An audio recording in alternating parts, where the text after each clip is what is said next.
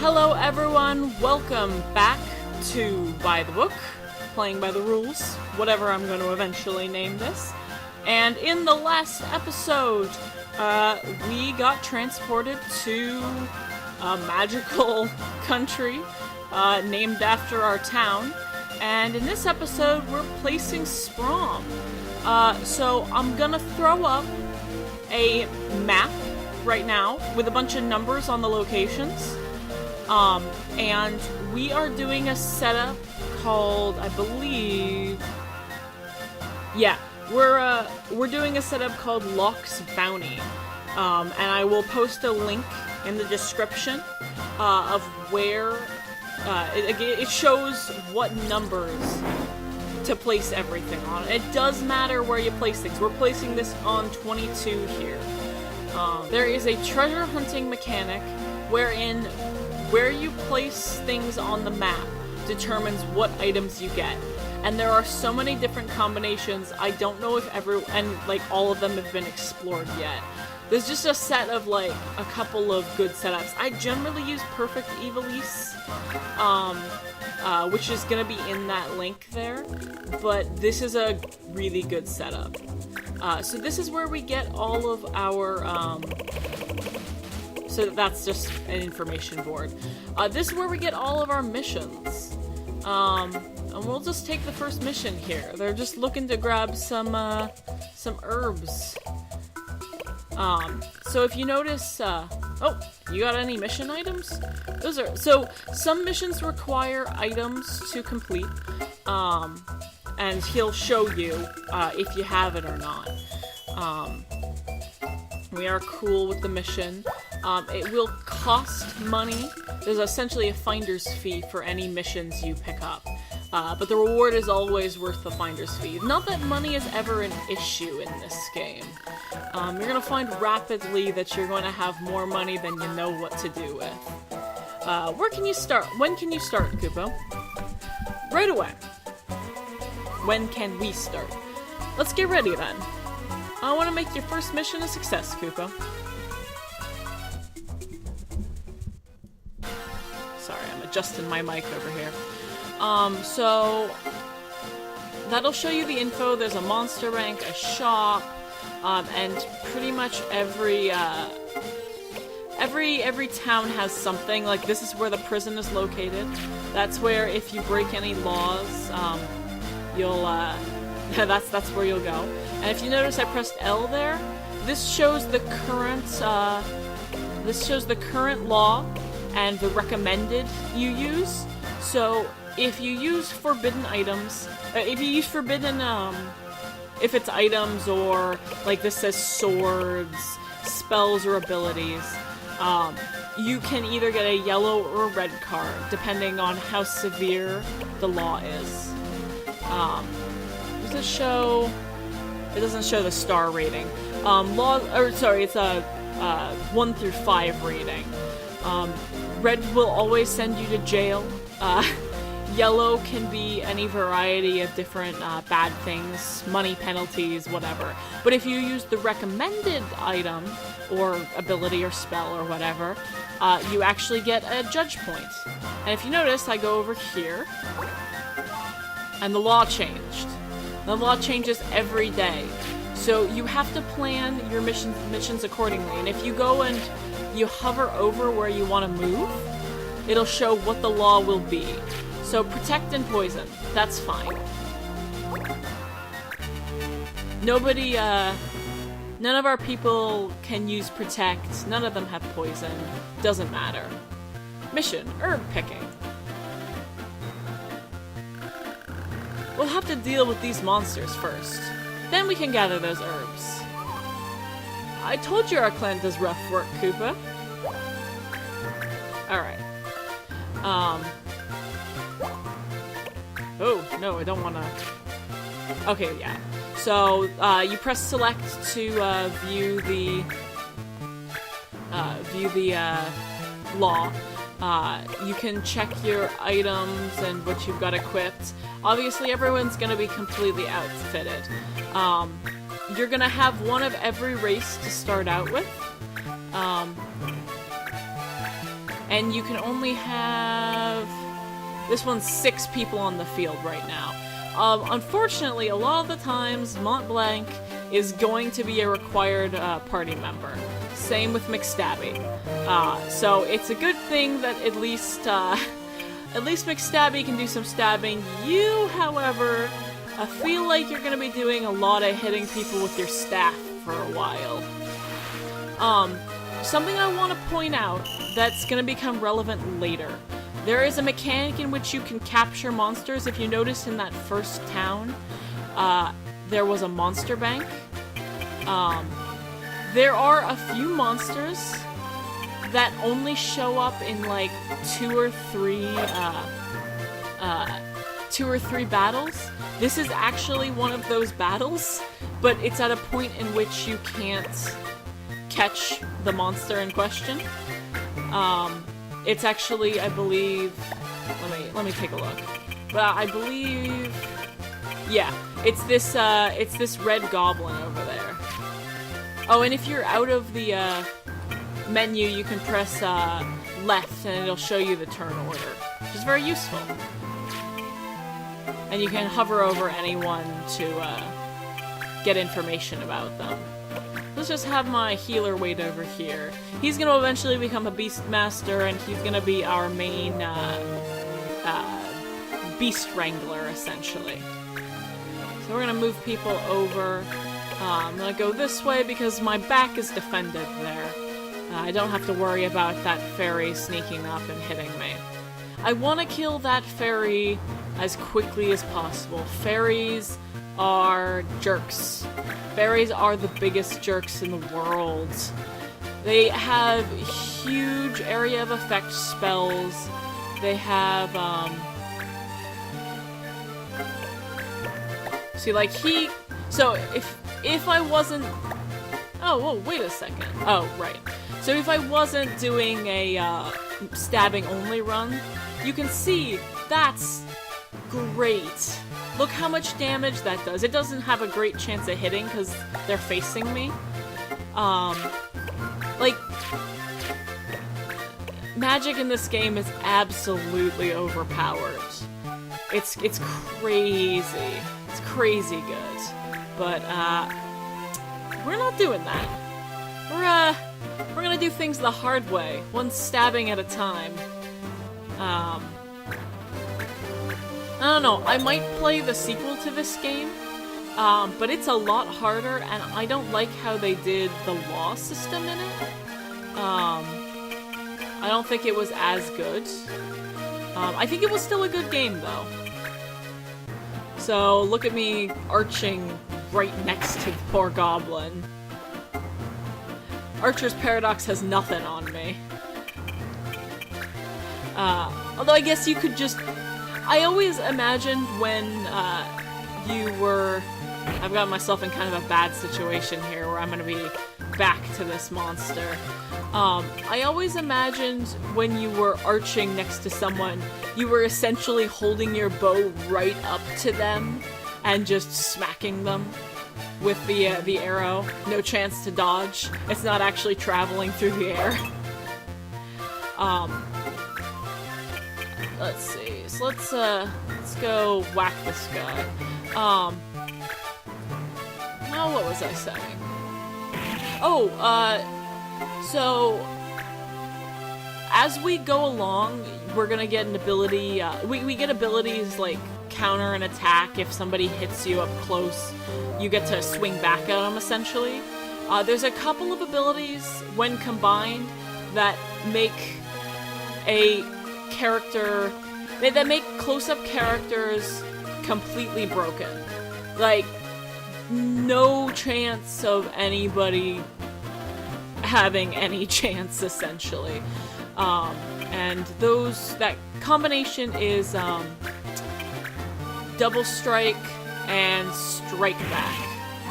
Double Strike being, oh, I killed him. Excellent. Double Strike being you have 2 swords in your hands, and you can, swing with both of them, and you don't take a penalty at all. And Strike Back means that essentially, nobody can hit you. Ever. Like that, I would have blocked and then hit. It'll let you just juggernaut through the game. But that is gonna be so much later, and it takes a long time to get to. They make it worth it. It takes a while, but eventually you can completely wreck face. Do we need any healing going on right now? Nah, we'll just hit you. If you notice, the bodies actually stay on the ground there. And you can only revive someone if you are right next to them, or if you have a ranged healing ability, which doesn't matter for us.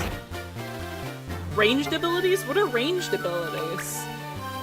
I'm pretty sure that you can only do combat up close, right? And anybody who does otherwise is a sorcerer. And what do we do to sorcerers? The same thing we do to everyone. We stab them. Pretty much all of our enemies are just using sorcery, and it's my job to kill them. How to put sorcerers in their place, I guess. Oh no! I don't even know your name, mister. But you're dead. Also, when you die, you lose all of your judge points. So, yeah. Try not to die. We're pretty close to just cleaning these guys up, though. Although, Montblanc, you have been utterly useless in this fight.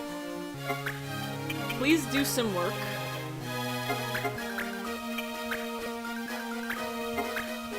Wow. Not even decent damage. But, also enemies, nobody can stand on the bodies, so you can actually put a body to your back and, protect yourself from back attacks, which is nice. I like that a lot. Although the judge every once in a while will move bodies, so be warned that's something that can happen at a moment's notice.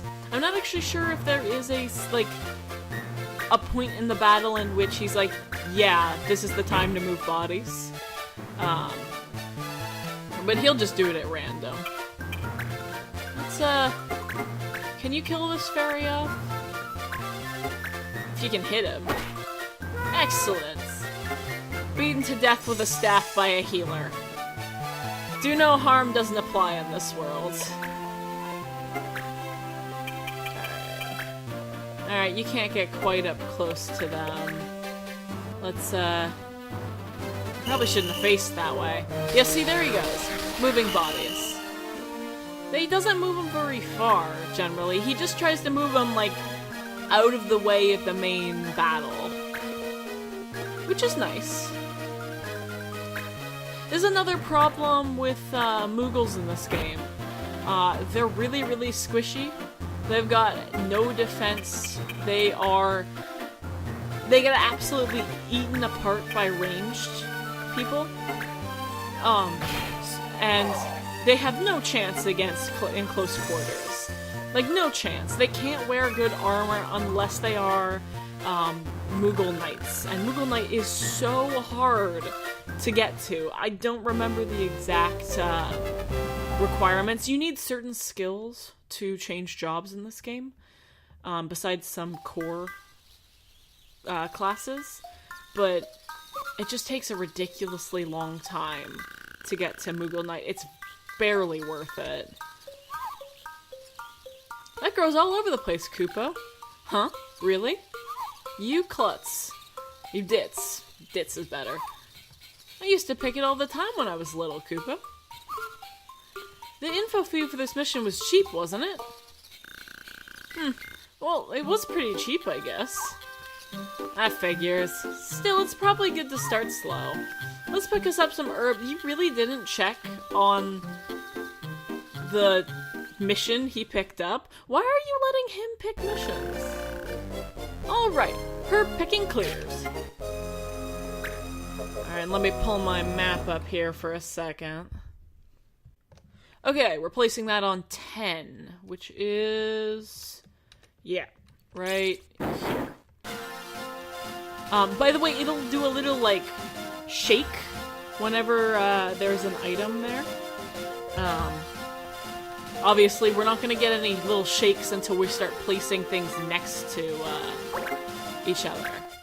So let's go grab some missions. What mission do you want to take? So this is the next story mission. So if you notice the difference in the icons here, these are missions that you can actually, like, go and fight. These are dispatch missions, where essentially you send someone over to do the job. And this is a 3-day job, so we can dispatch someone, and by the time we get over to the next story mission, he'll be done. And if you notice him jumping up and down like that, the way they react will change based on how they feel about their success. So jumping up and down is the best possible thing. He's almost guaranteed to succeed. Let's send him out. It's a cheap mission. Why not? And, Thesis Hunt. Or is this the next? Generally, things that say no cancellation are the next, story mission. I can't remember if that's it or Snow and Ludia. Oh yeah, this is just a basic one. I'll take it because there's no time limit on it.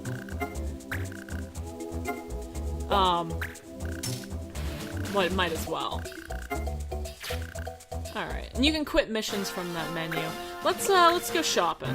Let's go see what they've got. And you always want to check,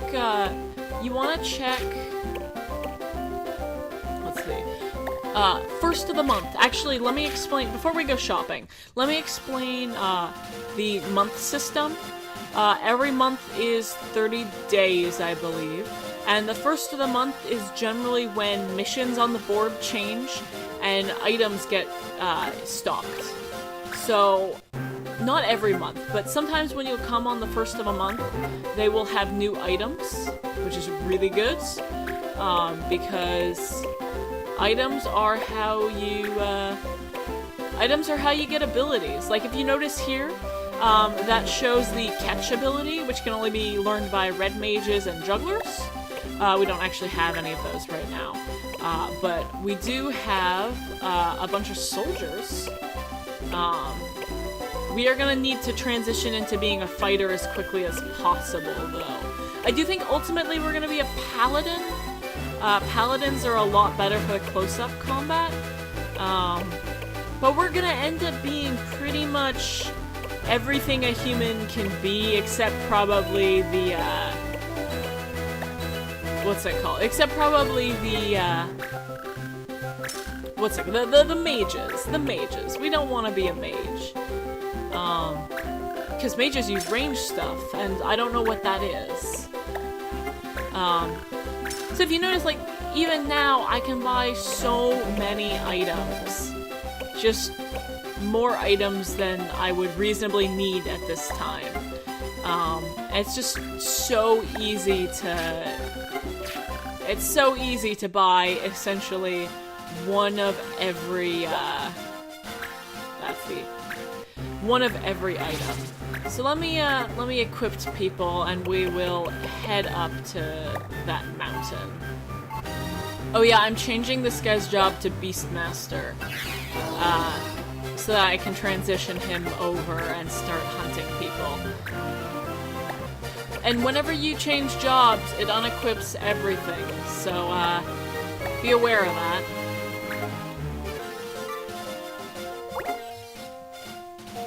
Oh, our mission's done. Dang right you succeeded. Alright, don't actually... I believe the battle will automatically start when you, go, and you always want to check and make sure that the... like, it's an acceptable, acceptable condition here, which... Oh, I guess this one isn't gonna start. Yeah, alright, let's just do the story mission. We can get the, side missions later, or off-screen. I'm gonna have to do a lot of the side missions, because you really do need to just level up those abilities as quickly as possible. Why would bandits be interested in a thesis anyways? Kupopo? Maybe they're nerdy bandits? Some thieves are interested in more than money, Kupo. Yeah, I guess you're probably right. Hey, there's someone there.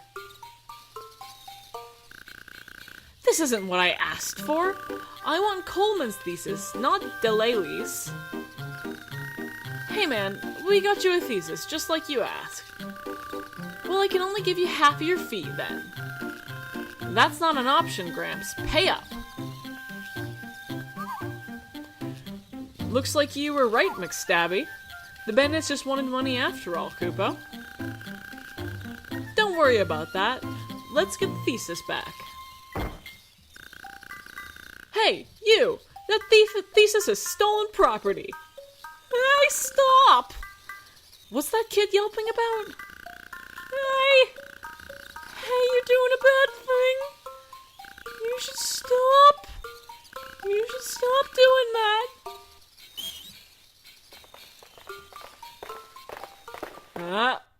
Reinforcements.